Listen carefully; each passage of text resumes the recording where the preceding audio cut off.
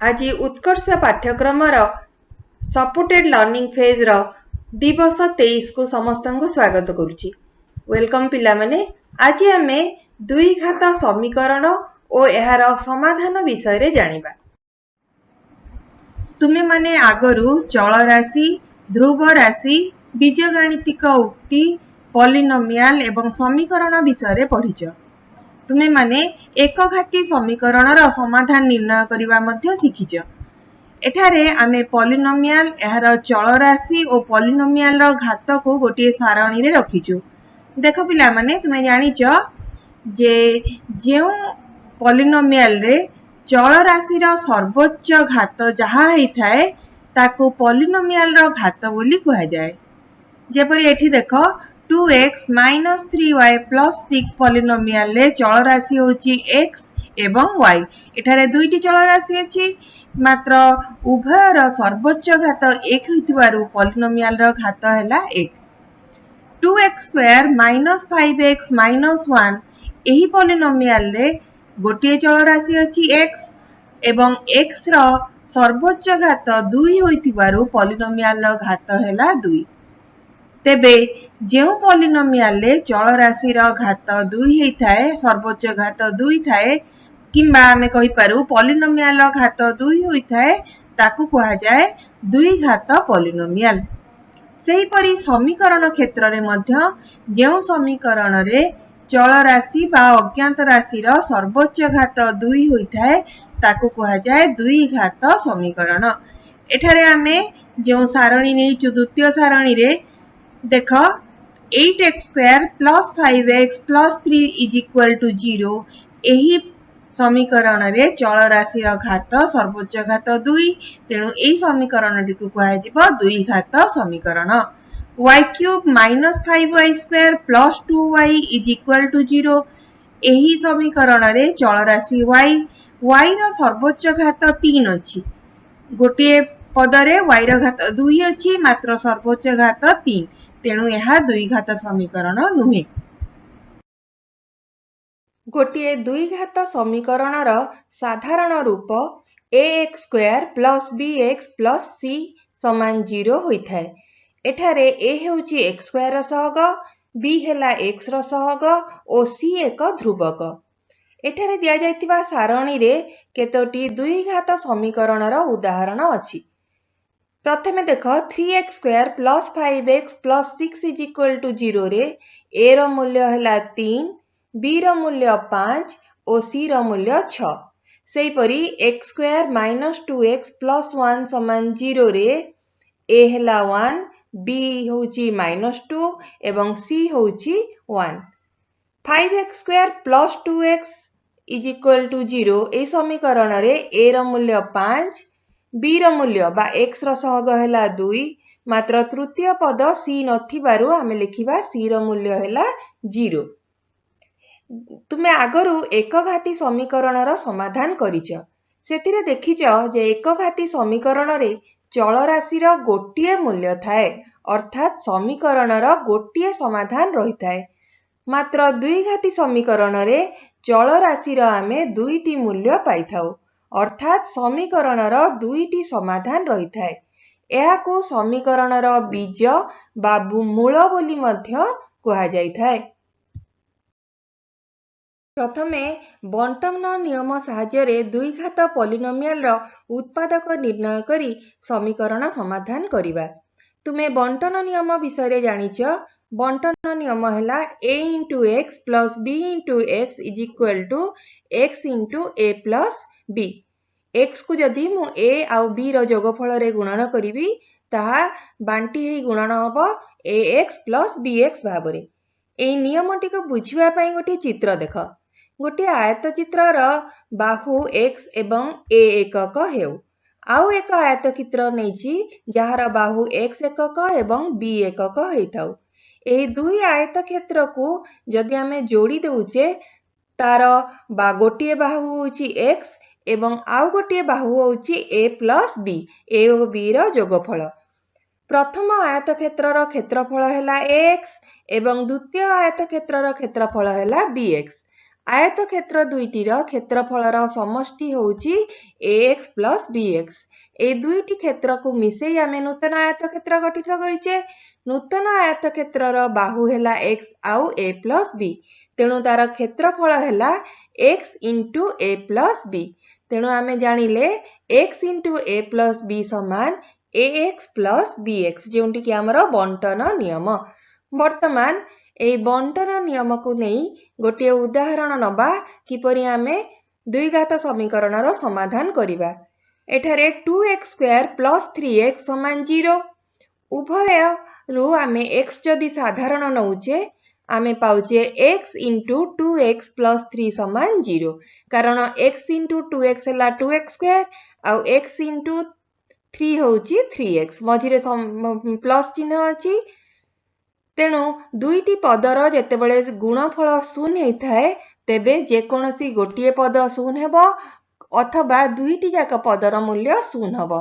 तेणु आमे लिखिबा x इज इक्वल टू 0 किंबा 2x plus 3 is equal to 0। तेणु x इज इक्वल टू 0 किंबा 2x plus 3 is equal to 0 एक घाती समीकरण। ताकू आमे समाधान करिबा। प्लस 3 को डाहण पटकू नेले -3 पाइले एवं 2 जहाँ x रे गुणन होईची ताकू आमे अपर पार्श्व को नेले हरण हबो। तेणु x रो मूल्य पाइले -3/2।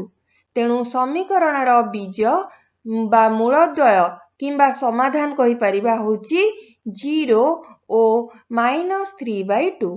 एठी तुमे देखि पाउछ आमे द्विघात समीकरणर दुईटी समाधान पाउछे। आस a square minus b square समान a plus b into a minus b एही अभेद साहाय्य पॉलिनोमियल रो उत्पादकीकरण करी समाधान निर्णय करिबा। ता पूर्वरु ए सूत्रटी को बा अभेदटी को बुझी नबा। आमे गोटे वर्गक्षेत्र नेले जहार बाहु होउची a एकक, तेबे यार क्षेत्रफल हबो a स्क्वायर वर्ग एकक। अन्य एक वर्गक्षेत्र मु नेली जहार बाहु होउची b एकक, तेणु तार क्षेत्रफल हेला b स्क्वायर वर्ग एकक। एहाको आमे प्रथम वर्गक्षेत्र उपरे जदि रखिदबा किछि क्षेत्र घोड़े ही जाउची, जे बाकी क्षेत्र रहिला तार क्षेत्रफल हबो a square minus b square वर्ग एकक। सबुज अंशर क्षेत्रफल a square minus b square वर्ग एकक। एबे ए बाकी क्षेत्र को आमे जति एपरी गार काटी दुई भाग करिदबा एवं ए भाग दिटा को आनी आमे अलगा करिदबा, तापरे नेकी ताकू जोड़ी दबा। तेबे देख ओल्टे की जोड़ी देले आमे गोटे आयतक्षेत्र पाउचे। एही आयतक्षेत्रर गोटिए बाहु हेला a प्लस b एकक, अन्य एक बाहु होची a माइनस b एकक। तेणु एही आयतक्षेत्रर क्षेत्रफल हेला a plus b into a minus b वर्ग एकक। एही जो नूतन आयतक्षेत्रटी आमे पाइले ताहा सबुज क्षेत्रर जोटी बाकी पड़िथिला सबुज क्षेत्र सेथिरो गठित होईची। एही सबुज क्षेत्रर क्षेत्रफल a square minus b square. तेणु आमे जानले a square minus b square समान a plus b into a minus b। तुमे घरे कागज रु एपरी क्षेत्र काटी एई परीक्षाटी सूत्रर परीक्षाटी निजे करि पारि देख। वर्तमान a square minus b square समान a plus b into a minus b सेही सूत्र को नहीं गोटे प्रश्न समाधान करिबा। गोटे द्विघात समीकरण x square minus 9 is equal to 0। सूत्र अनुसार x स्क्वायर होची x रो वर्ग, 9 होची 3 रो वर्ग। तेणु a square minus b square रो सूत्र अनुसार आमे ताकू लिखिले x plus 3 into x minus 3 is equal to 0। Left hand side रे आमे सूत्र पकेले, राइट हैंड साइड 0 अछि। गुणफल दुईटी पदर 0 होइथिबारु आमे लिखि परिबा x प्लस 3 समान 0 अथवा x माइनस 3 समान 0। जदि x प्लस 3 समान 0 हुए तेबे x रो मूल्य होबो -3, किंतु जदि x माइनस 3 समान 0 हुए x रो मूल्य होबो +3। एक घाती समीकरण समाधान जानिच। तेबे एई जो दुई घात समीकरणर बीज बा मूलद्वय आमे पाइले 3 ओ -3। आउ गोटे अभेद तुमे आगरु पढ़िच x square plus x into a plus b plus ab is equal to x plus a into x plus b। ଏହି ଅଭେଦ ସାହାଯ୍ୟରେ ପଲିନୋମିଆଲର ଉତ୍ପାଦକୀକରଣ କରି ସମାଧାନ ନିର୍ଣ୍ଣୟ କରିବା। ଏହି ଅଭେଦ ସାହାଯ୍ୟରେ ଆମେ ସମାଧାନ କରିବା ପାଇଁ ଗୋଟିଏ ଉଦାହରଣ ନେଇଛେ x square plus 3x plus 2 is equal to 0। ଏହି ଦ୍ୱିଘାତ ସମୀକରଣକୁ ଆମେ ସମାଧାନ କରିବା।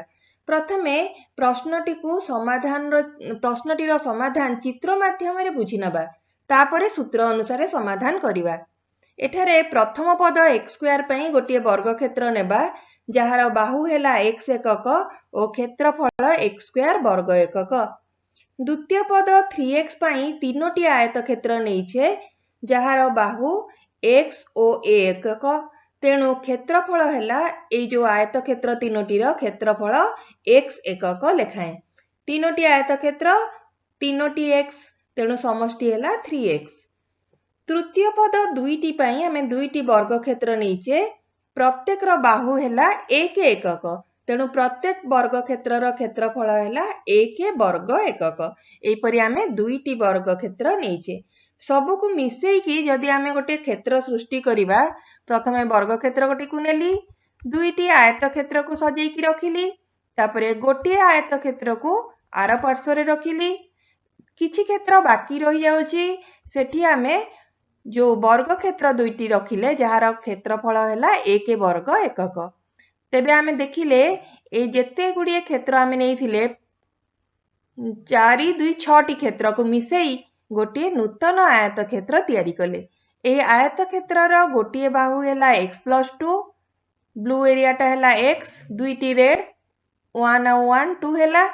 ଏଠାରେ ଦେଖ ଆଉ ଗୋଟେ ବାହୁ ହେଲା x plus 1। ତେଣୁ ଆମେ এই ଆୟତକ୍ଷେତ୍ରର ନୂତନ ଆୟତକ୍ଷେତ୍ରର କ୍ଷେତ୍ରଫଳ ହେଉଛି ବାହୁ ଦ୍ୱୟର ଗୁଣଫଳ x plus 2 into x plus 1। ଏହା କାହାର କେଉଁ କ୍ଷେତ୍ର ନେଇକି ଗଠିତ ହେଇଛି? x square 3ଟା x ବା 3x ଆଉ 2ଟା 1 ବା 2। x square plus 3x plus 2 এই ସବୁ ମିଶିଲେ ନୂତନ ଆୟତକ୍ଷେତ୍ର ପାଉଛେ, ଯାହାର କ୍ଷେତ୍ରଫଳ ହେଲା x plus 2 into x plus 1। ତେଣୁ ଆମେ ଜାଣିଲେ x square plus 3x plus 2 ସମାନ x plus 2 into x plus 1। ଏହିପରି ଆମେ ଉତ୍ପାଦକ ନିର୍ଣ୍ଣୟ କରିପାରିଲେ ଚିତ୍ର ସାହାଯ୍ୟରେ। ବର୍ତ୍ତମାନ ଆମେ ସମୀକରଣର ସମାଧାନ ଦେଖିବା ସୂତ୍ର ସାହାଯ୍ୟରେ। ଏଠାରେ ଦେଖ ମଧ୍ୟପଦ 3x ବା 3କୁ ମୁଁ ଭାଙ୍ଗିଦେଲି ଦୁଇ ଭାଗରେ 2 ଆଉ 1ରେ। କାହିଁକି? ଯେପରି 2 ଆଉ 1ର ଗୁଣଫଳ ହବ ତୃତୀୟ ପଦ 2 ସହିତ ସମାନ ହବ। ସୂତ୍ର ଦେଖ a plus b ହେଉଛି x ର ସହଗ ଏବଂ ଧ୍ରୁବକ ପଦ ହେଲା a into b। ତେଣୁ ସେହି ହିସାବରେ ଆମେ ଭାଙ୍ଗିଲେ 3କୁ ଭାଙ୍ଗିଲେ 2 ଆଉ 1 ଭାବରେ, 2 ଆଉ 1ର ଯୋଗଫଳ ହେଲା 3, 2 ଆଉ 1ର ଗୁଣଫଳ ହେଲା 2।